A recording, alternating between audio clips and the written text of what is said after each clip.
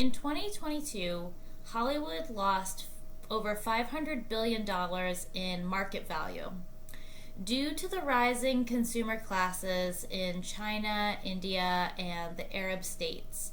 We are just not seeing as strong of a market in the United States. Despite this, a film about Hollywood's golden age called Babylon was released in 2022, and its budget was over $78 million. It made only $10.8 million at the box office. I think this is because the film misses the excitement and the innovation that was part of Hollywood in the 1920s and 1930s. It was an era completely marked by American growth and American creativity, and in the film Babylon, we see that replaced with vulgarity.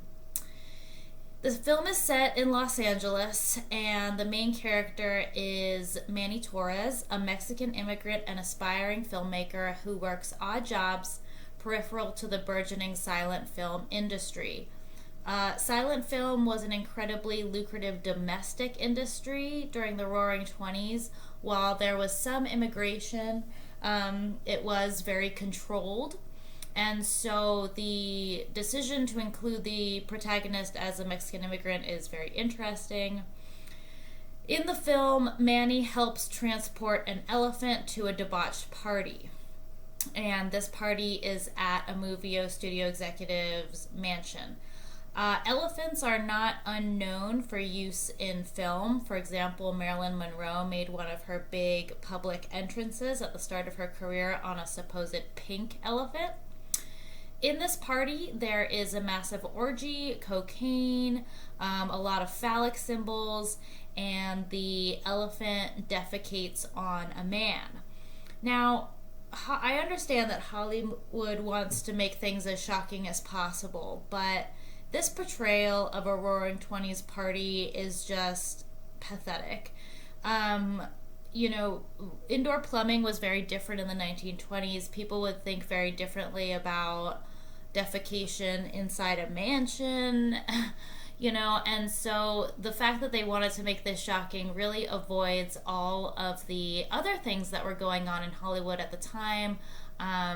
All of the drugs, not only cocaine, but also morphine, heroin, extreme alcoholism, all of the children that were working in brothels in Los Angeles at the time, gang activity, closeted homosexuality.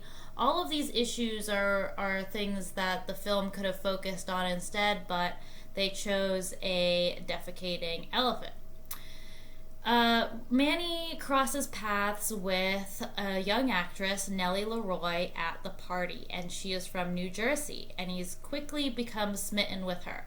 The decision to call the Margot Robbie character Nellie Leroy is very interesting because Joan Crawford's actual name was Lucille Fay Lasser, and so we see this use of similar names throughout the film. As the two characters share their dreams, Manny reveals his wish to be part of something bigger, while Nellie declares herself a star. The elephant walks through the ballroom, distracting partygoers, and Manny helps carry away Jane Thornton, a young actress who overdosed on drugs during a perverse sex act with obese actor Orville Pickwick. This is reminiscent of Virginia Rappe dying at the age of 30 during a hotel party held by Roscoe Fatty Arbuckle. We know now that Arbuckle had nothing to do with Virginia Rappe's death. He was accused of treating her very violently and possibly perpetuating her case of venereal diseases. However, Arbuckle was acquitted of these allegations in court. His career was never the same, but the use of that sort of scenery is done in the Babylon film. And if you're interested in learning more about Roscoe Arbuckle, you can tune into my video on Buster Keaton and Orson Welles. Also attending the party in the film are Chinese-American lesbian cabaret performer Lady Fei Zhu, who performs a sexually charged number. Lady Fei Zhu, to me, seems based on Anna May Wong. And Anna May Wong is considered the first Chinese-American movie star in Hollywood. Her varied career spanned silent film, sound film, television, stage, and radio.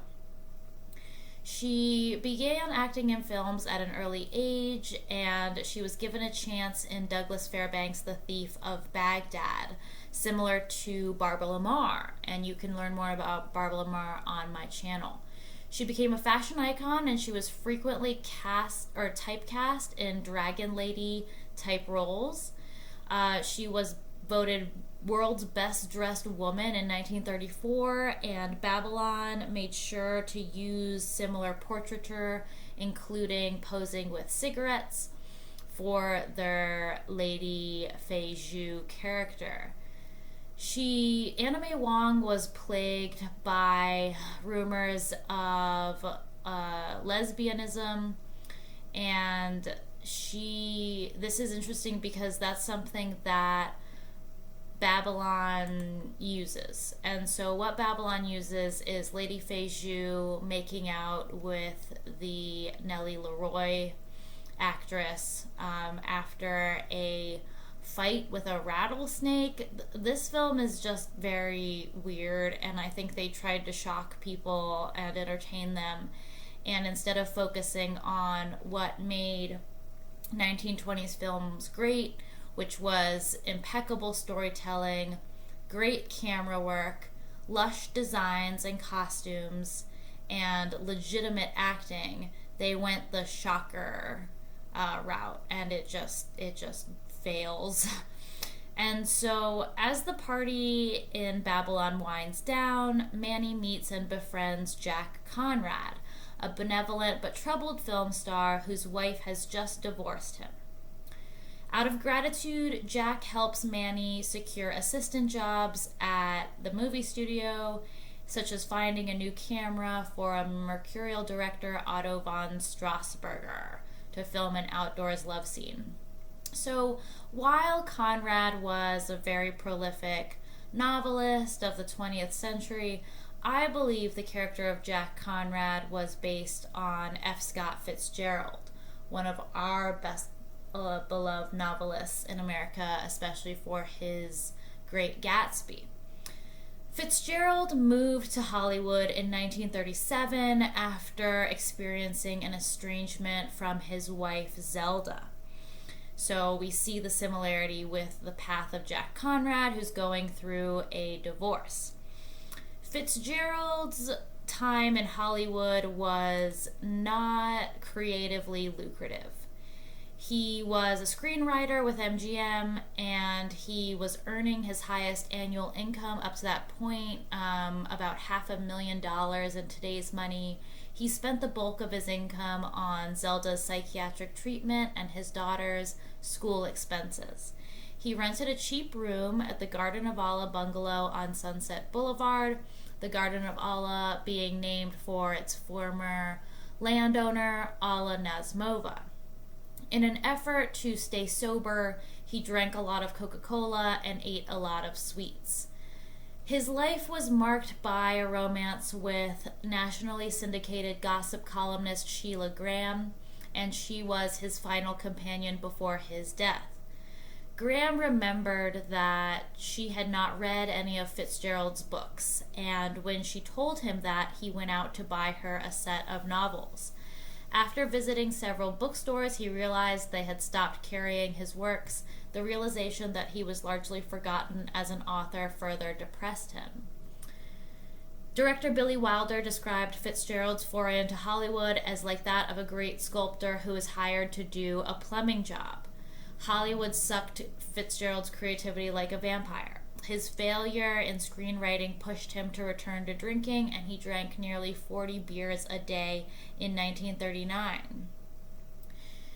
He achieved sobriety over a year before his death, but on the night of December 20th, 1940, he and Graham were attending a film premiere of This Thing Called Love. As the couple left the Pantages Theater, a sober Fitzgerald experienced a dizzy spell and had difficulty walking to his vehicle. The next day, he jumped from his armchair, grabbed the mantelpiece, and collapsed on the floor without uttering a sound. He had died.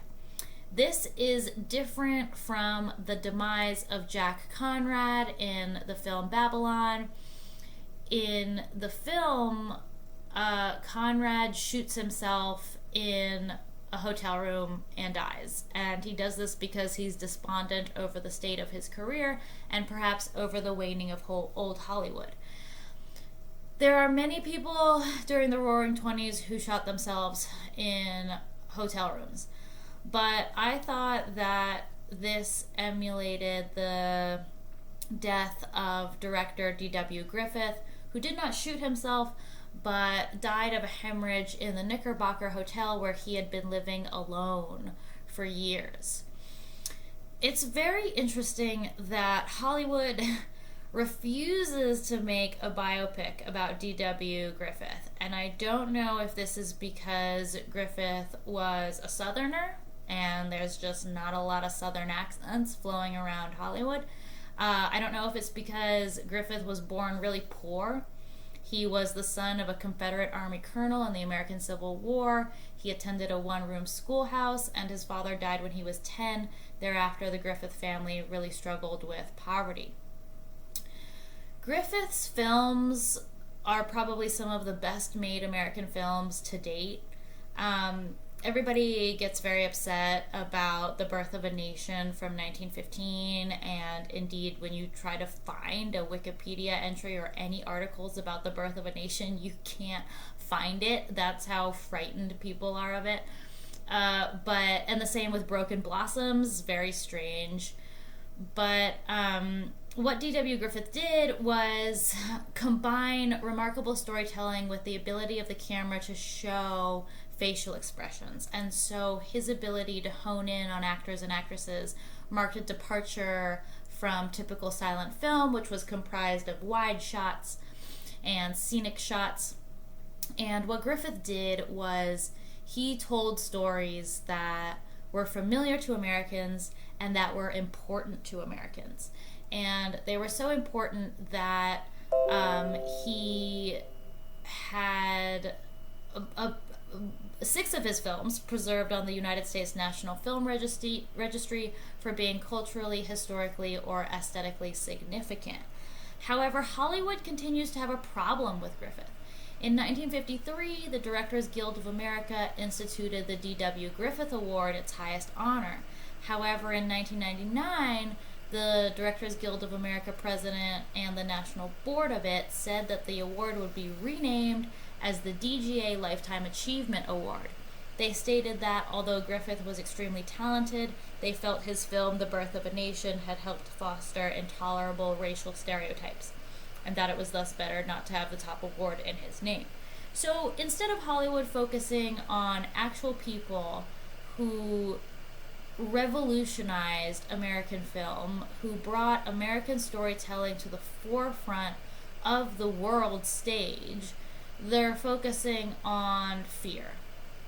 And so in Babylon, we see this really bizarre storyline. We have everything from dips into Marilyn Monroe's life, where the main character Nellie is revealed to have a mother who's institutionalized just like Marilyn Monroe did.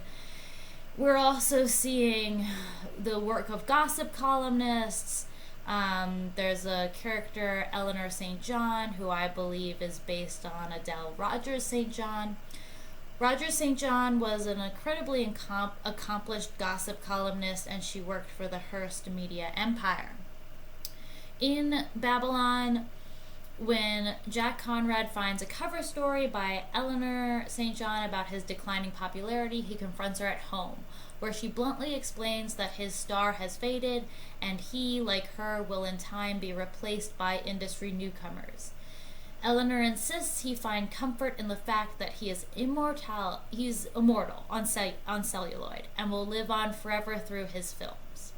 Meanwhile, Nellie finds her life in danger from eccentric gangster James McKay, over her massive gambling debts. So, Babylon not only has degenerate party scenes, it also has these gangsters running around and a rattlesnake fight and lesbianism on film, and it's just so bad. I mean, there's a film where the gangsters' henchmen release a chained alligator to slow down an ensuing mob.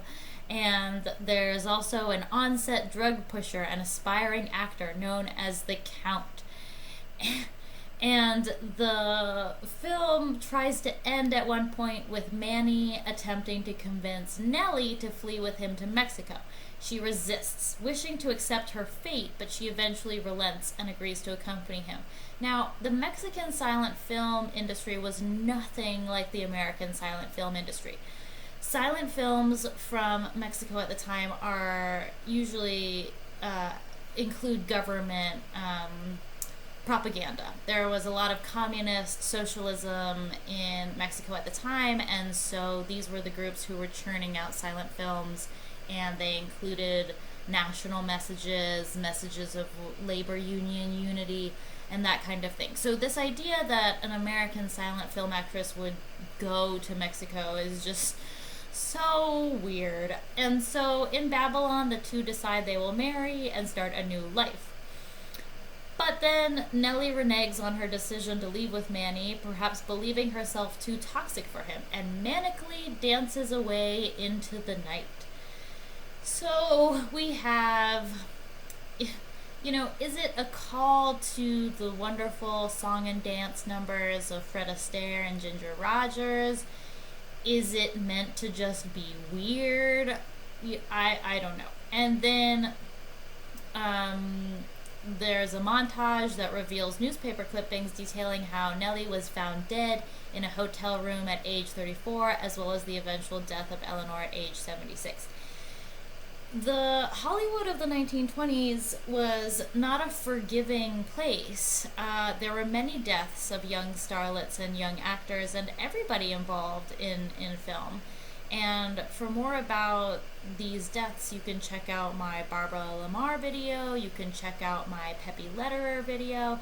I mean, it's everywhere. And so this idea that these deaths, it's almost like these deaths would amount to something. And I think in Babylon, they kind of get the idea that these deaths were almost part of the industry, as horrible as that sounds. 2 decades later in Babylon, in 1952, Manny returns to California with his wife and young daughter, having fled to New York City, not Mexico, where he established a successful radio retail business. He shows his family various sights around the town, and then he visits a nearby cinema alone to see Singing in the Rain. Reminded of his love for Nellie, he is moved to tears by the film's depiction of the industry's transition from silent films to talkies, as it recreates several scenarios he experienced and witnessed himself. Realizing that his efforts made an impact and he had successfully achieved much of his dream, Manny smiles and the film ends. So the studios transitioning to talkies gave them an opportunity to shove out actors and actresses they didn't like. Louise Brooks, for example, despite having a totally fine voice, was pushed out. Clara Bow, having a fine voice, was pushed out for being too old and fat, they believed. So this idea that the transition from silent films to talkies was this happy time and so many people contributed. There was a lot of conflict, and unfortunately not many actors had bonded together like Pickford and Fairbanks to create studios that could stand up against bank-controlled studios. And you can learn more about that in my film on the economics of silent film. So Babylon tried to achieve something that it didn't, and is very difficult to achieve. In order to understand the feeling and the emotion of the 1920s, one has to understand where America was at the time, and America was incredibly excited about the future. It was an America that still had many small towns. It was an America where people believed they could make their name anywhere, not just in film. It was an America where you didn't have to go into debt to go to college, where you didn't even have to go to college if you wanted to make a name for yourself, that you could get there by sheer grit. And when you read through inventions from the 1920s and how men and women were inventing things then, you realize that it was a time of belief and growth and creativity. And what Babylon fails to grasp is that silent film was not a debauched, degenerate time the entire time. It certainly was, and that's why we have the film code, the Hays Code, and the remarkable leadership of Catholic groups across the United States pushing for morality in film. We have in Babylon this emphasis on death and destruction and, building down. And I think that it's false. And I think that part of the reason this movie failed financially is because it didn't lean into all of the things that made 1920s films great. It didn't lean into a small cast and a small production so that you could really focus on each character. It didn't focus on costumes. We see the main character Nellie in the same shredded red dress over and over again. It didn't seem to focus on big band music or jazz music. It didn't really seem to focus on anything. The storyline was all over the place. So if you see this film, I would love to know and comment below what you thought. Otherwise, I think this is one that we can't wait to miss.